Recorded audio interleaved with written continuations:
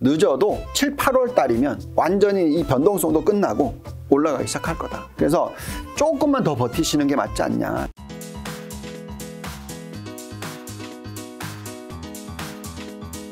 자, 그래서 결국은 어떤 업종을 사야 되느냐 했었을 때 에너지 원자재는 그나마 계속 들고 있어야 된다. 작년 1년 동안 제일 좋았던 수익률을 보여줬던 때입니다. 하지만 이것만 들고 있어서는 안 된다. 계속해서 IT 쪽과 가격 전가 가능한 성장주도 들고 있어야 된다 라고 얘기하고 있고요. 자, 전체 실적을 보시면은 1, 4분기도 보면 오히려 4, 4분기 갈 때 EPS 증가율이 늘어나는 걸 예측이 되고 있죠. 그리고 매출 증가율은 떨어지겠지만 어쨌든 전체로 9%대 넘게. 근데 사실 이 숫자가 더 좋아질 수도 있습니다. 자, 그런 가운데서 지금 보시면은 이제 PER을 보고 있으면 에너지 업종, 그렇죠? 그다음에 원자재, 금융주 다 상대적으로 괜찮아 보여요. 여기에 사실 보시면 IT 섹터도 상당히 매력이 있다라고 나옵니다. 그 이유는 이렇게 PER이 높아지긴 했지만 이익이 ROE가 굉장히 튼튼하게 버티고 있다라는 거예요. 그래서 우리가 3개의 업종을 저희가 뽑아놓고 그래도 실적이 튼튼하게 나오는 성장 업종, 또 실적이 튼튼하게 나오는 가치 업종을 놓고 봤었을 때 첫째는 뭐니 해도 반도체라고 생각합니다. 정말 이것 때문에 제가 많은 야단을 맞고 있는데 반도체 지수가 연초 대비해서 속스가 거의 한 25% 넘게 빠졌어요. 고점 대비해서. 30% 근처까지 빠지니까 이거 때문에 이제 이 수익률이 안 좋아졌던 거죠. 근데 만약에 반도체 사이클이 끝났다 생각한다면, 그 경기 침체가 온다고 생각한다면 그게 맞는 말이겠죠. 그렇지만 경기 침체가 오지 않는다고 생각한다면 이 반도체 기업들의 실적은 계속 좋을 거예요. 그러니까 하이닉스 실적이 발표가 됐어요. 너무너무 좋은 숫자가 나왔지만 작년 동기 대비해서 엄청나게 늘어났지만 앞으로 경기 침체가 일어난다면 이게 꺾일 거니까 그럼 팔아야 된다 이렇게 생각하겠지만 안 꺾여. 예를 들어서 2, 4분기가 나왔는데 3, 4분기 나왔는데 또 안 꺾여. 그러면 경기 침체가 안 일어난다는 얘기거든요. 그러면 주가가 튀는 거죠. 그런 환경이라고 생각합니다. 제가 이렇게 가려놓은 건 제가 들고 있는 종목이라서 가려놓은 거고요. 예, 어쨌든 Applied Materials, ASML 이런 종목들은 반도체 장비 쪽, 장비 좋게 보고 있고 하이닉스도 올라옵니다. 쭉 보시면 이제 우리나라 회사로는 원익 IPS, 테스, 삼성전자 이렇게 올라오고요. 반도체, 그 다음에 신재생에너지. 어제 완전히 그냥 불을 지폈어요. 그러니까 중국이 신재생에너지에 있어서는 훨씬 경쟁력이 높아요. 이제 중국이 봉쇄는 하지만 인프라 투자 많이 해라. 봉쇄는 하지만 전력 투자 많이 해라. 그러면서 신재생 에너지 확 매기가 몰리면서 엄청나게 급등을 했습니다. 어제. 그런 모습. 다초뉴 에너지. 미국으로 따지면 또 이제 엠페즈, TPI, 한국의 한화, 그다음 윤기실리콘, 중국, GCA 폴리, 통웨이 등등 미국 회사, 솔라엣지, 퍼스트 솔라 이런 회사들이 있습니다. 그래서 저희는 이제 아까 반도체 플러스 IT는 전체 글로벌 포트폴리오가 30% 정도, 그 다음에 신재생 에너지는 전체 글로벌 포트폴리오 20% 정도, 그러면 절반이죠. 이 정도 투자를 꼭 해야 된다라고 얘기해드리고 있고요. 그 다음에 이제 가치주로 가면 원자재나 에너지입니다. 자, 이거는 이제 석유 관련주들도 있을 거고, 근데 가장 저희가 초점을 많이 맞추는 거는 원자재 플러스 천연가스. 우리가 천연가스에 대해서 많은 분석을 해서 동영상을 저희가 올려놨거든요. 꼭 보시기 바라고요. 천연가스가 이제 유럽 쪽에서는 이제 더 이상 화석 연료로 포함을 시켜서 탄소 배출에 굉장히 마이너스적인 영향을 미친다라고 생각하지 않고요. 이제는 신재생 쪽에 집어넣었어요. 예, 그러니까 그만큼 뭐 탄소 배출을 하긴 하지만 덜 한다는 거죠. 천연가스는. 그래서 그렇게 계산을 했었을 때 천연가스에 대한 수요가 높고, 게다가 지금 러시아산을 안 사려고 하니까 결국 미국 쪽에서 수출을 많이 하고, 그래서 미국계의 천연가스 회사, 그 다음에 원자재는 우리가 흔히 얘기하는 전기차라든지 이런 쪽에 4차 산업혁명과 연결되어 있는 원자재, 그건 수요가 계속 늘 거니까 거기에 따라서 코스트가 올라가더라도 감당 가능하게 되니까, 그래서 그런 쪽의 원자재의 회사를 사야 된다. 그렇게 뽑아보니까 글렌코어, 데번에너지, 코노코필립스, 마라톤 오일, 리오틴토, 쉐브론 이런 순서로 올라옵니다. 이 원자재 관련 쪽을 글로벌 포트폴리오 한 10% 정도 투자를 해야 된다는 말씀을 드리고 있고요. 그러면 총 다 더하면 그게 60%잖아요. 나머지 40% 남았어요. 그럼 그 나머지 40%는 뭐냐? 종목 골라서서 그 40%에 투자를 하시는 게 중요하죠. 뭐 아니면 심지어 뭐 대형주를 사거나 뭐 전체적인 걸 사거나 이렇게 하실 수도 있는 거고. 그래서 될 수 있으시면 종목을 골라내시고 업종을 투자를 하시고. 뭐 예를 들어 드리면 이런 거 살 수도 있습니다. 뭐 금융주 중에서도 앞으로 대출 증가율을 올릴 수 있고 예대율이 낮은 회사. 뭐 당연히 앞으로 이익 좋아지겠죠. 그런 회사를 뭐 글로벌 포트폴리오에 10% 정도 실는다. 또 바이오 업종 글로벌 포트폴리오에 10% 정도. 또 전기차 업종. 성장이죠. 전자 글로벌 포트폴리오 한 10% 정도. 이런 식으로.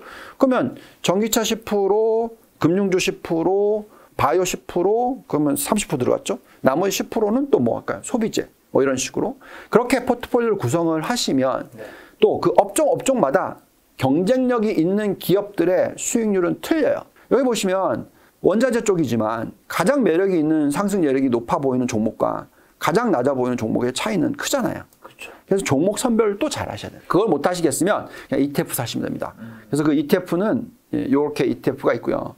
뭐 이런 ETF들도 공부를 좀 하시고 골라보시면 좀 도움이 되지 않을까라는 생각이 듭니다.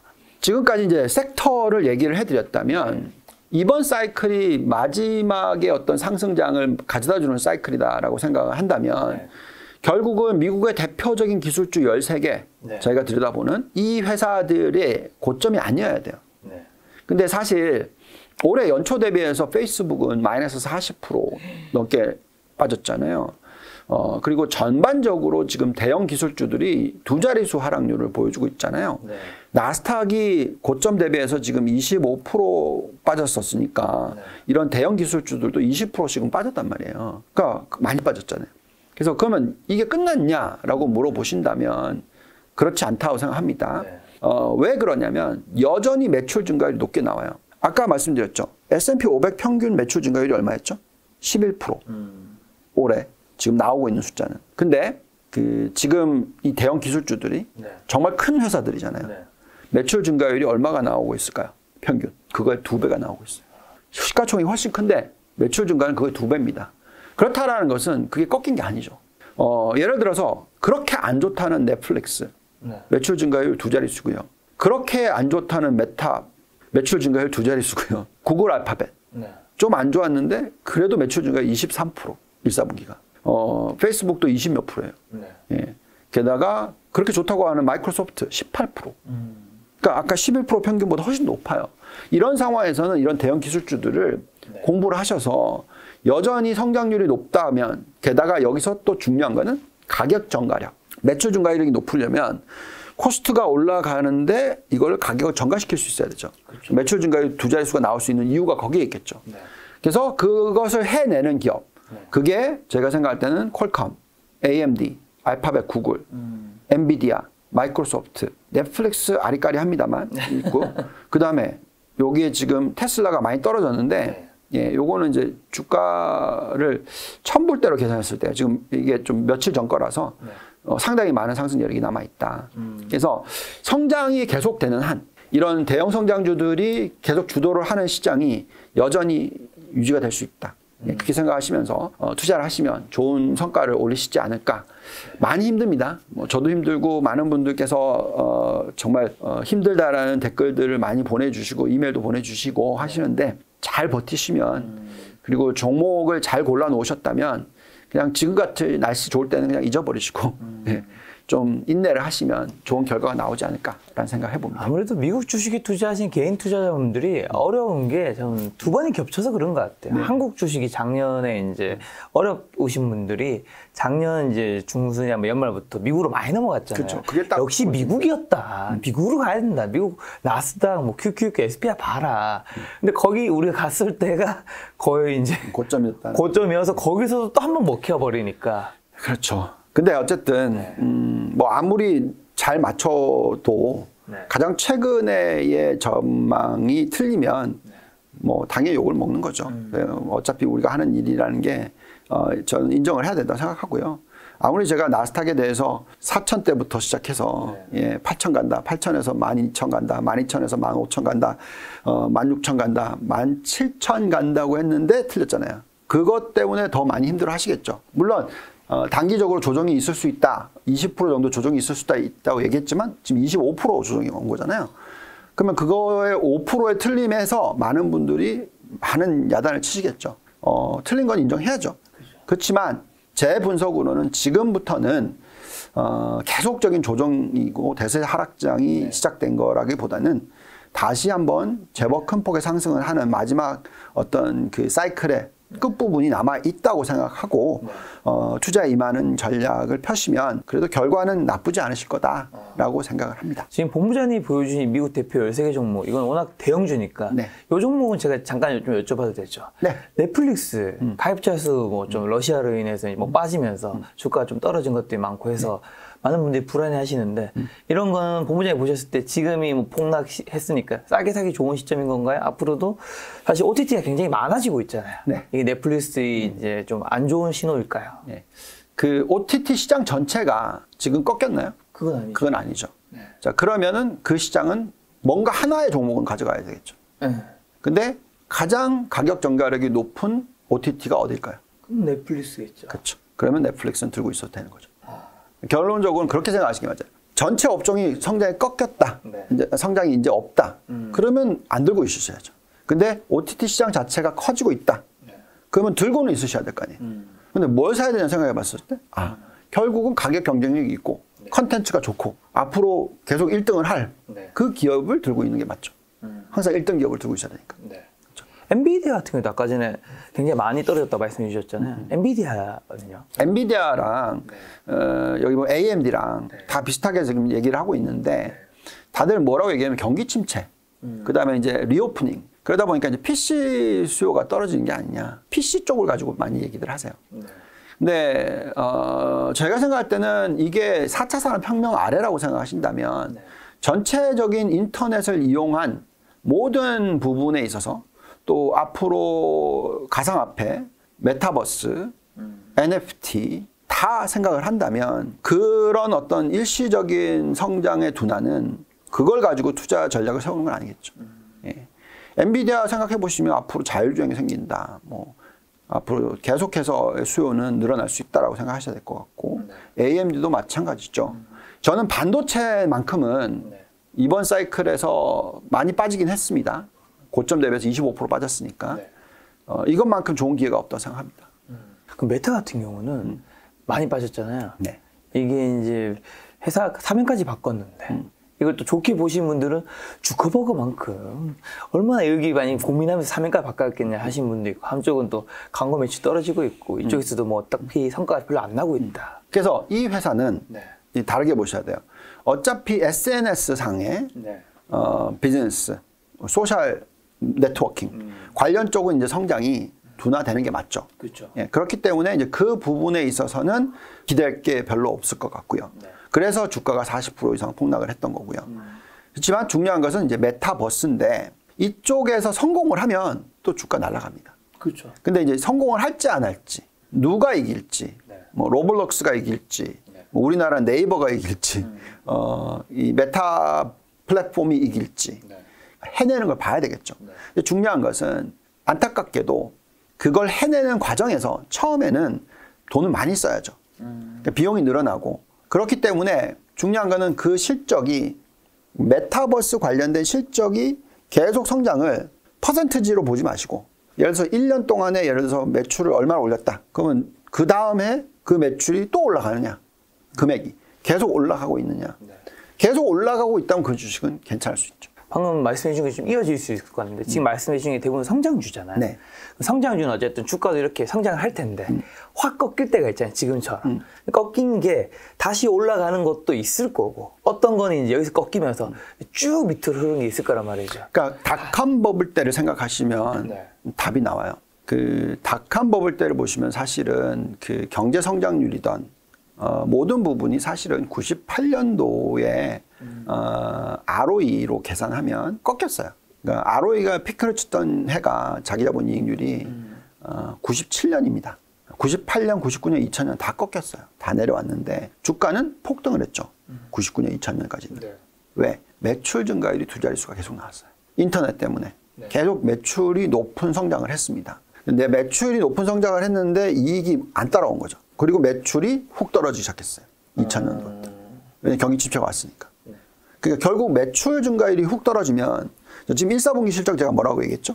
이런 대표 기술주들의 매출 증가율이 두 자릿수. 그렇죠. 그것도 20%대. 네. 그냥 10%대도 아니고 20%대. 네. 그러면 이 숫자가 네. 적어도 한 자릿수로 떨어지면 몰라도 네.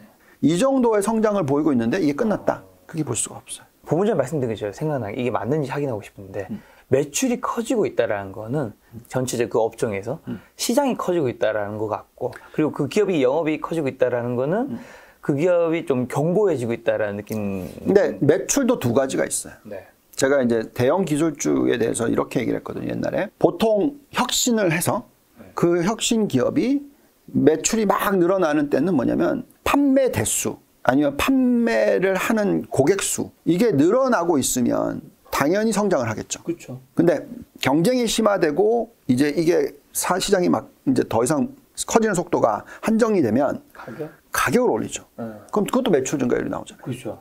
요게 이제 스텝 바이 스텝이에요. 처음에 계속 판매 대수가 늘어나고 있는 회사인데 경쟁력이 있고 시장 점유율 20%를 갖고 있다. 이건 무조건 들고 있어야죠. 근데 나중에 이제 가격 정가를 시키고 있는데 계속 또 성장을 하고 있어요. 그러니까 그러니까 고객 수가 안 줄어들고 20%를 들고 있어요.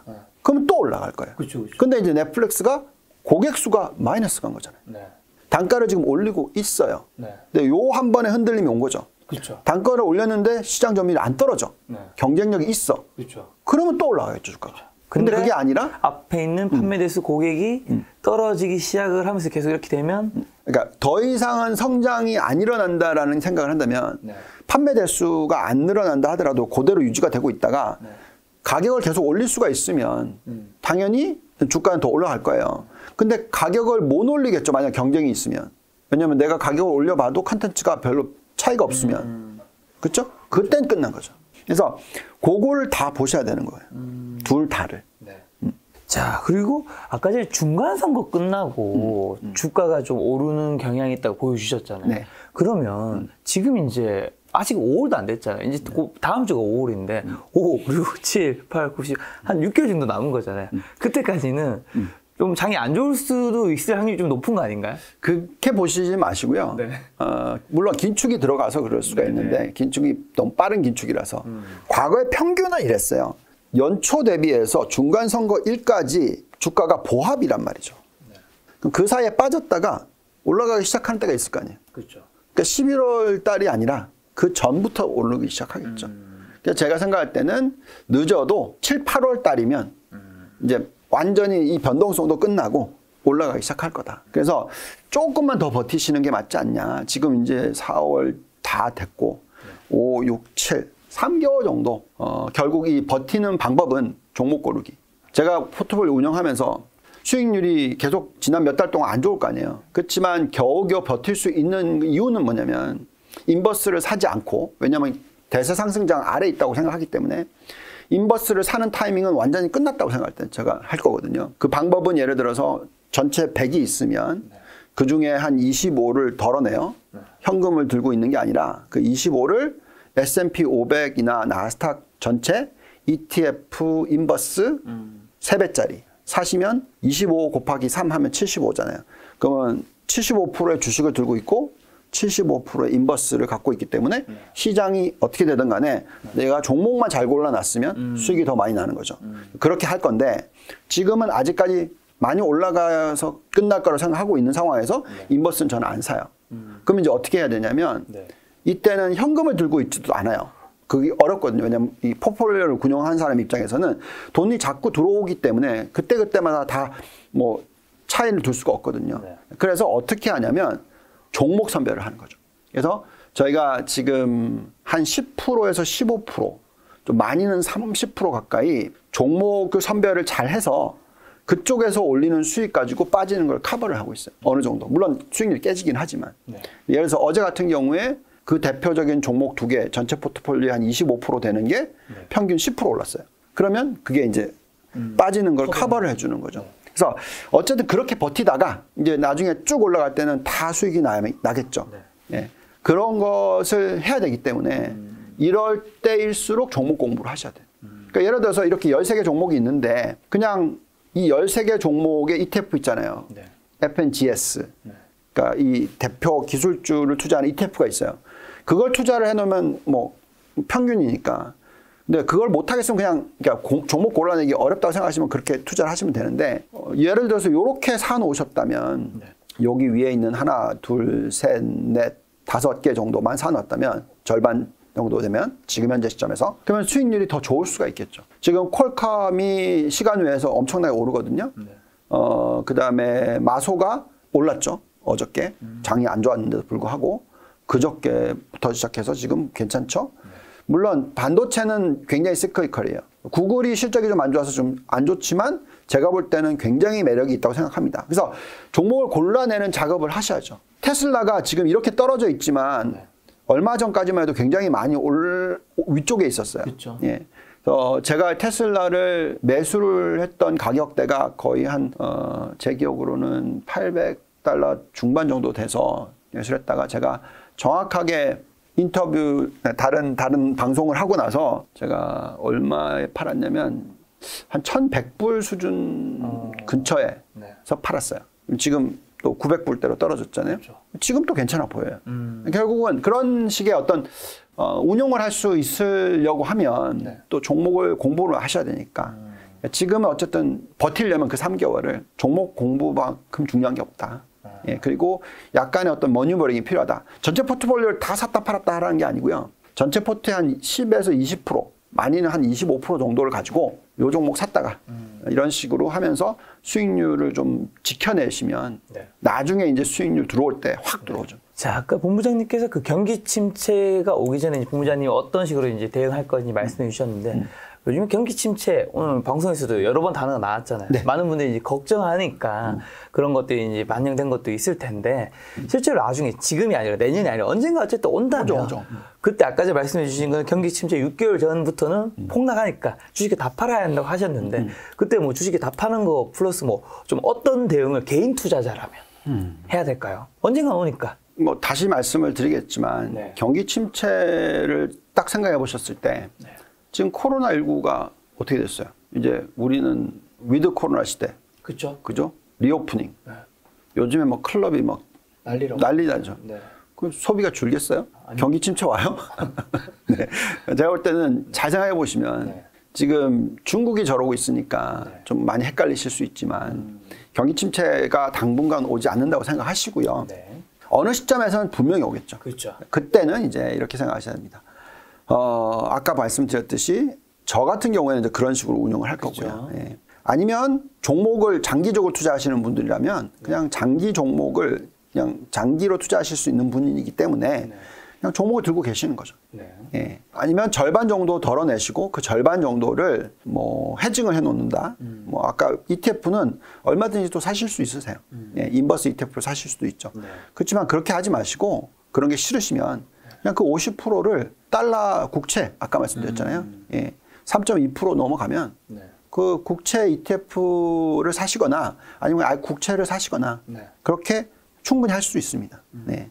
그때는 긴 기간이 아니에요. 한 1년에서 2년 정도입니다. 그것만 잘 지나가고 나면 또 다시 투자를 하실 수가 있어요. 그래서 그때는 기본 종목은 들고 계시고 현금화 시키는 걸 전체 자산의 25에서 50% 정도를 하셔서 그거를 채권으로 들고 계시거나 아니면 인버스를 사시거나 그런 ETF로 활용하시면 좋겠다고 말씀을 드리겠고요.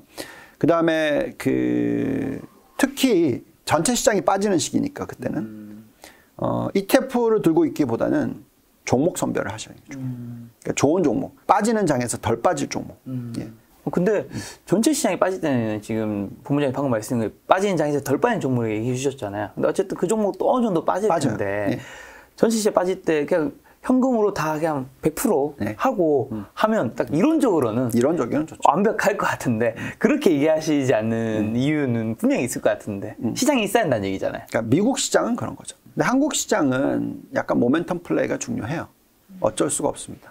왜냐하면 그만큼 수출이 중요한 국가고 경기가 굉장히 민감한 국가이기 때문에 예를 들어서 미국 투자가 아니라 내 전체 투자가 다 한국이다. 그러면 경기 침체 온다 그러면 다 파셔야죠. 주식 들고 있으시면 안 됩니다. 그때는 그냥 주식 파셔서 그걸 가지고 그냥 뭐 예금을 해놓으시던가 그때 되면 사실 부동산 사이클도 지금 저는 계속 교정적으로 생각하고 있으니까 그렇죠. 예. 그때는 현금이 킹. 왕짱.